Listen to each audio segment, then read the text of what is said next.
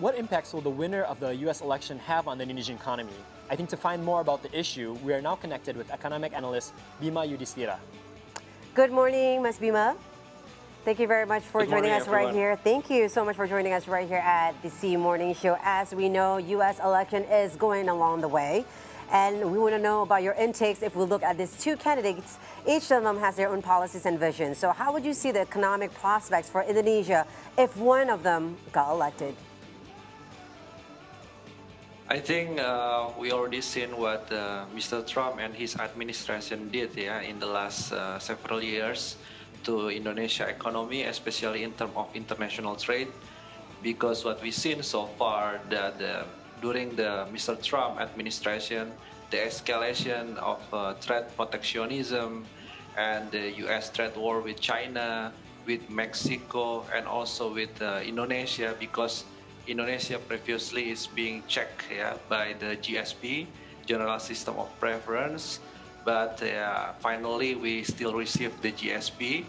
But it's also happening in the stock market and also volatility in the currency.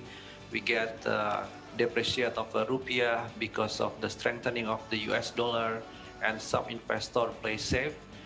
But if we see the Joe Biden win this election, I think it will be good news both for Indonesia and the US. Why? Because Biden will have a moderate approach toward the Southeast Asia, and also maybe de-escalate the trade war with the China, and make Southeast Asia economic prosperity will be better in the future, because Joe Biden already have some experience during the Obama previous administration. So he will understand how to handle with the China influence, how to make investment in the Indonesia growth, perhaps double investment, double-digit investment in the near future. Yeah, Mas Bima. And you mentioned if Biden wins in terms of its impact on Indonesia and kind of the global trade. But how does, if Biden's win, affect the U.S. economy, right? Because we understand that Biden is trying to reform the U.S. economy by raising the minimum federal wage. Why does this matter for the U.S. economic reform? If Joe Biden increased the minimum federal wage to $15 per hour, it will be a good news for Indonesia exporter, because the demand in the US will increase. For instance, demand for the consumer goods in the very short term, and the demand for the apparel, for the shoes product will be increased too, and this will be increase the chance of economic recovery in 2021, and it will be increasing the Indonesia surplus with the US. I think that will be very, very clear things that Biden do. Also, from the Democrat side, that they prefer more stimulus package that will be increase the domestic U.S. economy very soon. Yes, Ms. Bhima, you were saying about the side of the Biden's on the how to reform the U.S. economy, but what about Trump? As we know, during his presidency for almost 4 years now, he's always about growing only about the American economy, excuse me. It's always about making America great again and make America this country in the world again.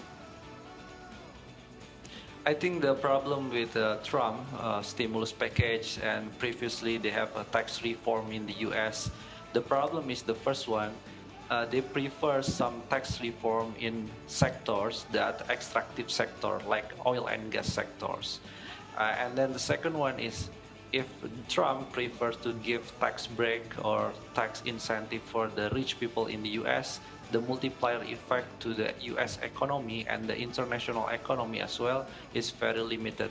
Relatively with the Biden, they prefer more to the middle-low income community or middle-low income consumer, that the Joe Biden want to help this poor family to increase the livelihood. It will be likely that Joe Biden approach is more have a multiplier effect rather than Trump, which prefer the top richest U.S.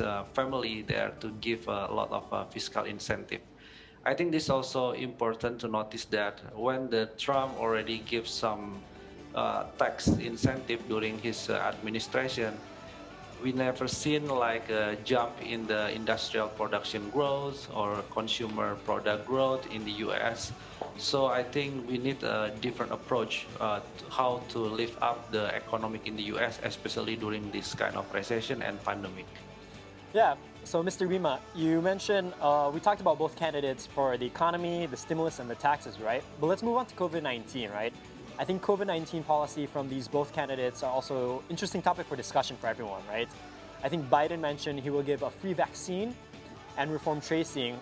Meanwhile, we think, Trump will give all Americans free vaccine. Do you think this is a good plan for economic recovery between the candidates? Yeah, we already seen that Donald Trump, the approach of public health services in the U.S. during the COVID-19 is spark difference. Yeah, when the Obama also facing some pandemic like a SARS before. So we've seen the two different approach from the Republican candidate and then Democratic candidate. The Republicans thinks that the COVID-19, some of the supporters thinks that COVID-19 is, like a hoax, or the COVID-19 is, let the people have immunity, and then there's no serious effort from the U.S. government, especially to find a new vaccine for COVID-19. But we hope that Biden, they need to care much about the people well-being, people health, and then he will focus more how to develop international cooperation to find the cure of the COVID-19, the vaccine, and also with the international approach during the Biden administration previously in Obama. He understand better how to make international engagement.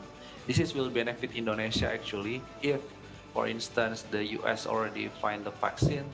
I think it's easier for us to approach under the Biden administration rather than Trump, because Trump also used the vaccine, also used the medicine in previous cases as political tools rather than like a humanitarian approach or aid. Yes, Mr. Bhima, I think the whole world is watching the U.S. election, including us here in Indonesia. So thank you for your time, Mr. Bhima. Appreciate you joining us today this morning in the C Morning Show.